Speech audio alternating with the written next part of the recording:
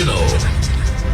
Yes, Idol Bernard, na apektaran ti pagbiyagan dagiti mangalap iti lawlaw iti Taal Lake kalpasan nga da iti natakwatan dagiti Philippine Coast Guard ama ipagarup at tultulang dagiti mabukpukaw ama malot. Basar iti report ket manmanon dagiti mangalap as malog tapnon agkalap ken gapo iti dayta ket bimabati Guno detoy malalada nga ikan manipod iti nadakamat lugar. Nanditoy ket manipod iti 8 ket nagbalinen nga 8 detoy tonelada makalkalap da nga ikan.